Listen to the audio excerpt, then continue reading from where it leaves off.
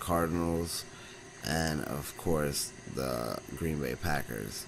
Some Super Bowls that will be remembered for years to come, like decades.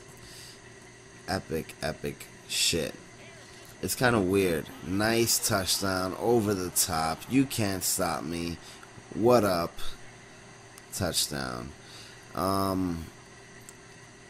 It's kind of weird because as a football fan, when you look back at some of the most historic Super Bowls of yesteryear, whether it be from before the leagues merged back in the 60s, 67, 68, 66, or even some of the later ones like in the 80s, they seem like they're such part of the past that it's hard to hold on to those victories and be satisfied with your team if they did good or not. Now, when you think about the present time, the Super Bowls that we're watching now are going to be part of the past for the fans of the future. My son is going to be the biggest football fan, and I know you guys are thinking I shouldn't force him into being a fan, and I don't know whether he'll like football or ballet or whatever the case, but let's hope he doesn't like ballet.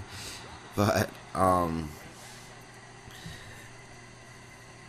sure I can manipulate my son. I'll decorate his room with football, Jet stuff before he's even out of my wife's stomach.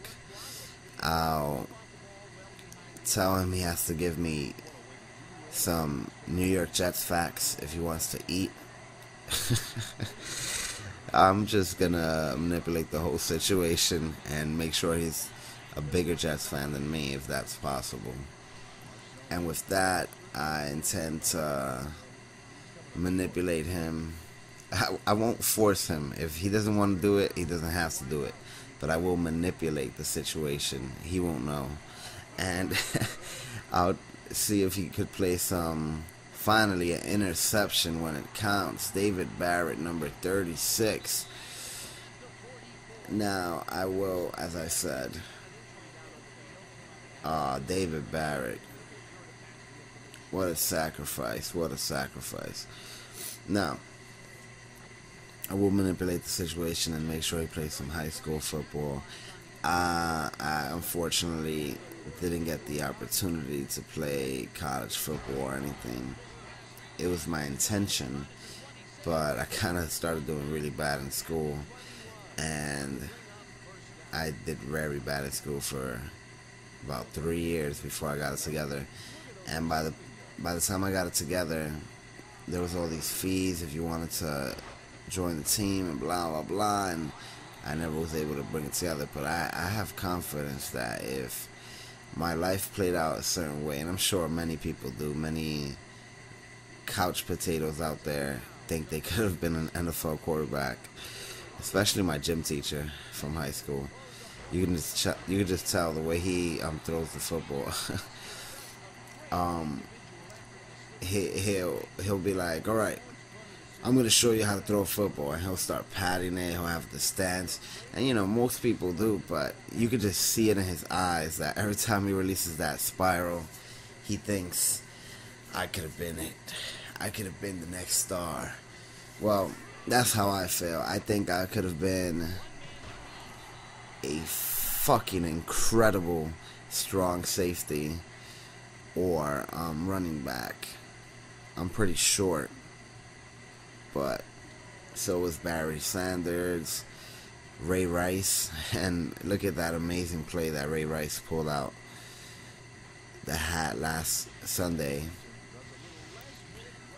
What was it? 4th and 29 or some shit like that. 4th and 50. I think it was 4th and 50, and it wasn't 4th and 50. But you should definitely look it up if you didn't catch the replay. Look up Ray Rice, 4th down, week 12. Now, to kind of get back on topic, I'm a big believer that if I would have pursued an NFL career, I would have made it pretty far, just because that's how I pretty much am with anything. I believe I have a lot of talents when it comes to music, editing, acting, comedy, toilet wiping, floor mopping, microwave heating, a lot of talents. So I think I would have made it to the NFL. I would have pushed. Maybe I would have just made the practice squad or been a backup, but I think I would have done it. Especially because I was very good without any kind of experience playing for a team. So playing with a team and being coached and mentored and all that stuff would have only made my skills that much more better. With that is why I think my son has a real chance at making the NFL. There are actually football leagues out there. Nick Mangold's sister is a fucking boss when it comes to sports. Oh my god, are you serious? Stop that piece of shit. Psh. Get it? Ship. Kind of mixed both words. Yeah, as I said, and as you can clearly see there, it seems like, although I caught up, or let the computer catch up rather, because I didn't have faith in myself, it seems like the computer is faster than the player, no matter what.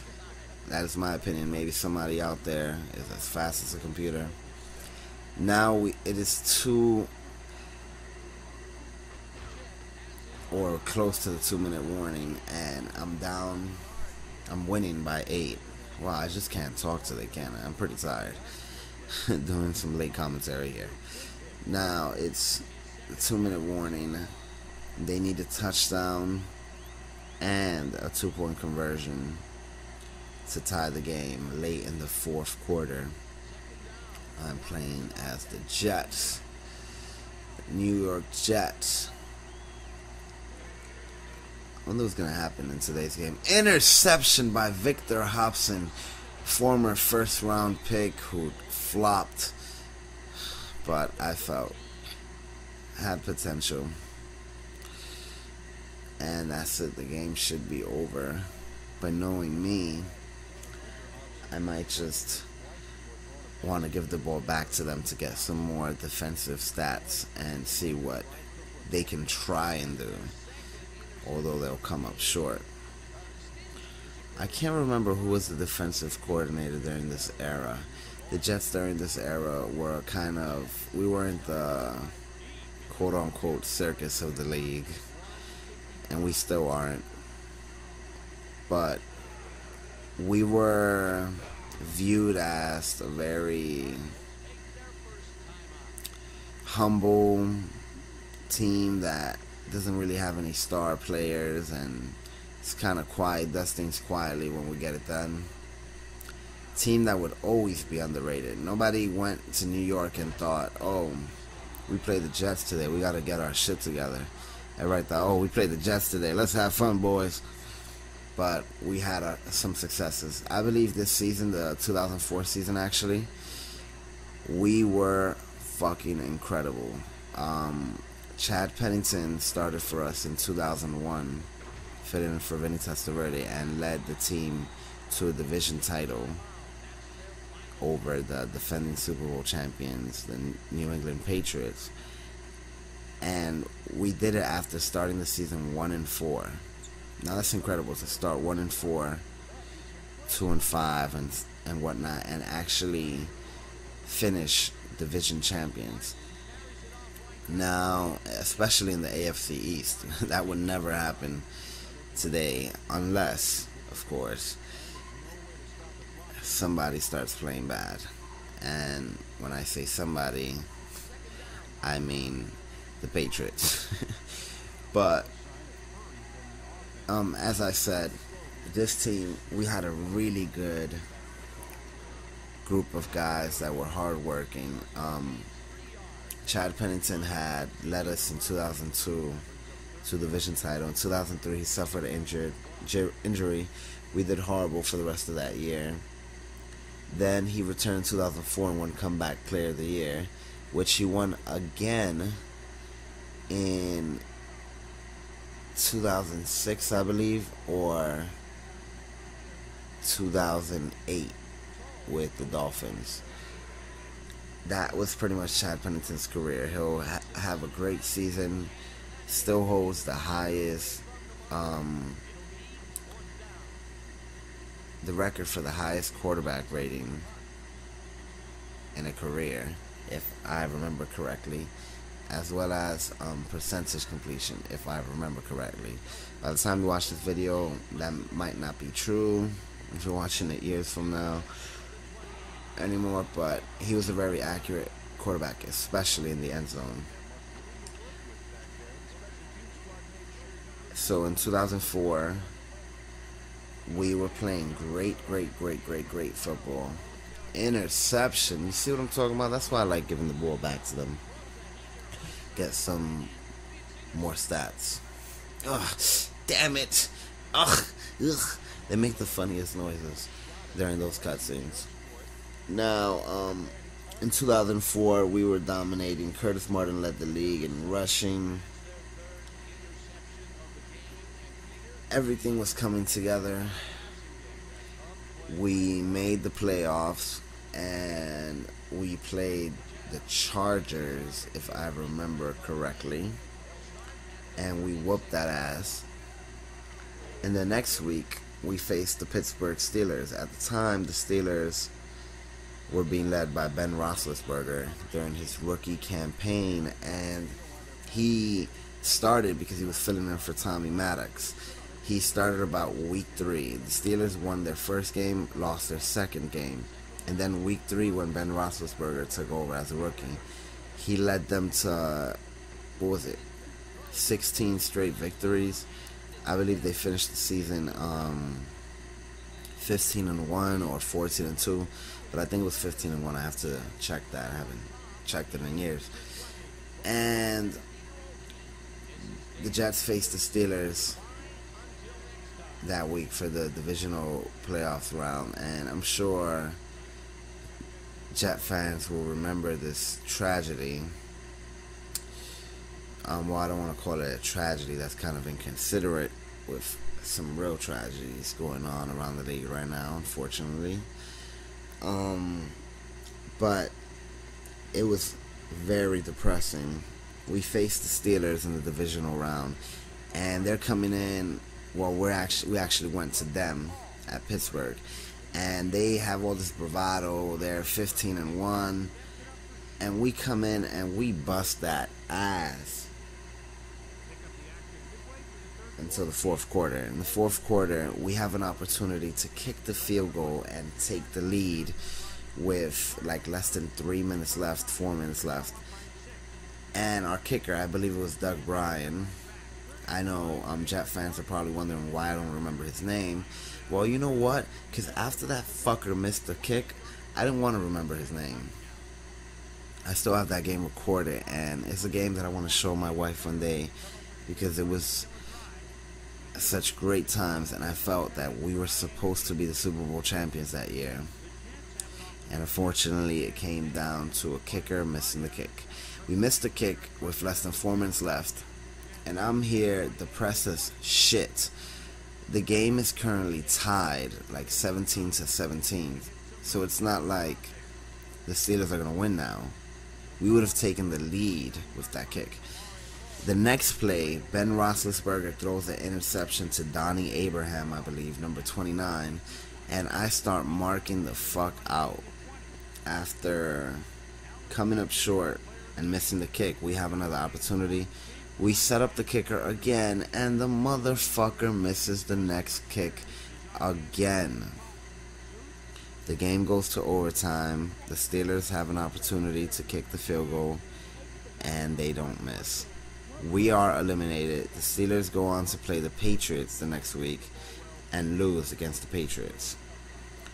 I feel if the Jets would have made that first kick and we beat the Steelers and ended their 15-game winning streak or whatever it was, 16-game winning streak, 15, not only would that have been a huge confidence booster because we just ended their streak, we're playing like boss, we just beat the Chargers, we beat the Steelers, now we're in a championship game against our division rival. I think we would have beaten the shit out of the Patriots that year, even though those were the Spygate years. And the Patriots were unbelievable during those seasons. They still are. And I know that sounds crazy coming from a Jets fan, but I'm not only a Jets fan, I'm an NFL fan. And they definitely have left their legacy, unfortunately. Now, I do believe we would have been able to beat the Patriots and then go on to the Super Bowl. And if we were playing the fucking Panthers, I believe we would have beaten them too. Just because the Jets had an unbelievable swag that year. And number one running back in the league. Everything was perfect. But it didn't happen. And here we are in 2012, 4-7. Yeah. Hopefully we have better successes next year. Hopefully we make the playoffs this year. It's really not impossible. Until it's impossible, I'll still be believing. Let's just hope the Jets fans get it together. I feel like Jet fans are not as loud as they can be. They don't support the team as much as they could. I was there when they played the 49ers, and although we got our ass whooped, I had fun since it was my first game since 2010, and I feel like the Jet fans should make it an unbearable place to play for teams on the road. If you go to a place like Seattle, every single down, it could be first down, first quarter, first play, 15 minutes on the clock, and the crowd will be going crazy, making it difficult to get any kind of momentum, any kind of playoff, any down. The Jets fans, as of late, they're not cheering like that. They only go hard on third down, and the second the Jets make a mistake, they rip them apart, which of course that's the New York crowd. But I think, number one, you should support your team first, because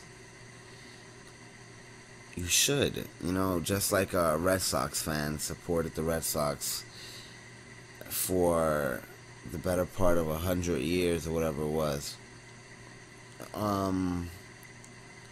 If you support your team at all times, eventually I believe things will happen, and you shouldn't just turn your back on them, and you should definitely go hard every single down, every single play.